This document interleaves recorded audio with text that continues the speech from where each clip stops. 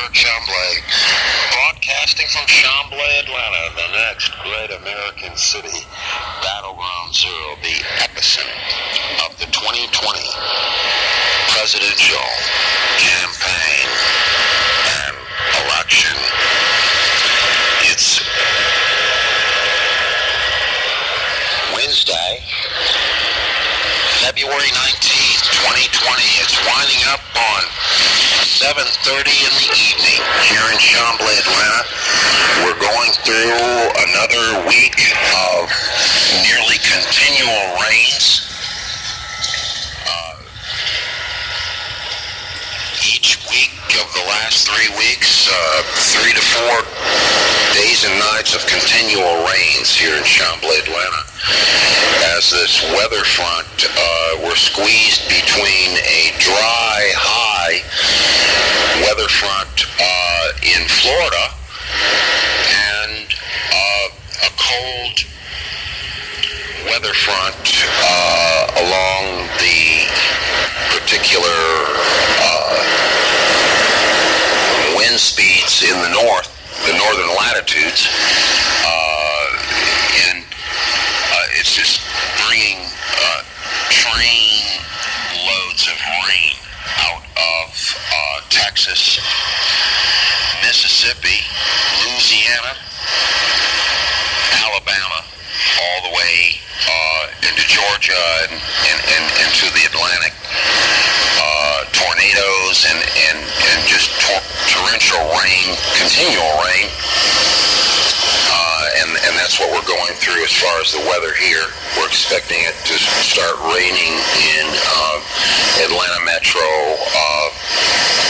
any minute now, and rain all the way 24 hours until Thursday night.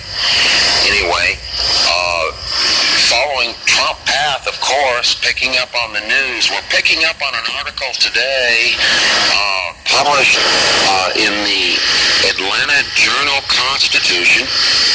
It's actually picked up from the Washington Post, and the New York Times reports were used in this story. It's written by Rachel Weiner, and here's the headline: Judge rules Trump friend will be sentenced Thursday. And the sub-headline, an overheadline is today's newsmaker Roger Stone. Republican strategist and close friend of the president, Roger Stone, will be sentenced Thursday despite his ongoing efforts to overturn the guilty verdicts against him. A federal judge in Washington federal court ruled. That's the sub-headline. Now, we'll take it from the top.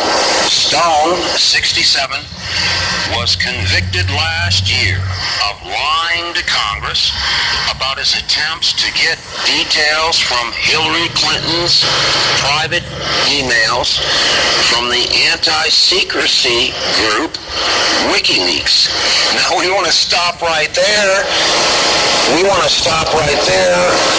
WikiLeaks, Julian Assange, who is still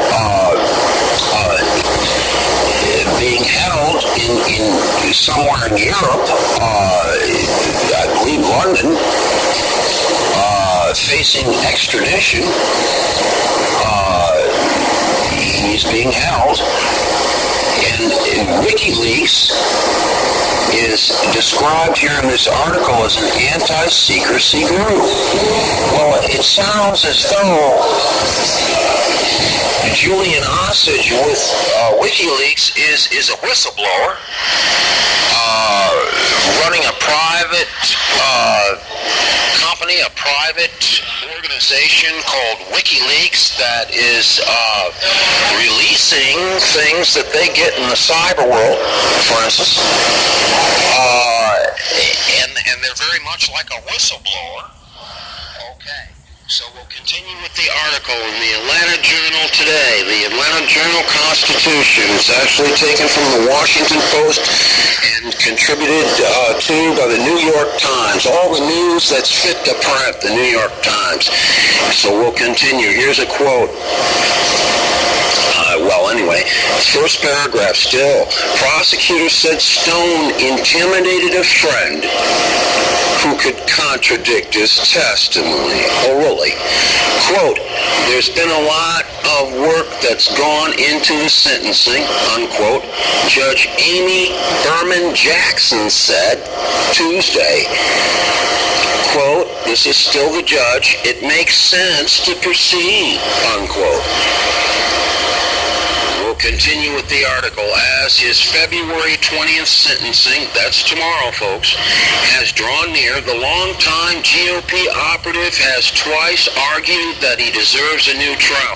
Now, we want to stop right there. They describe him as a long-time, GOP operative. That's the Republican Party. And he's known as a dirty trickster who got his start basically as a teenager, as a dirty trickster for the Richard Nixon operation, Roger Stone.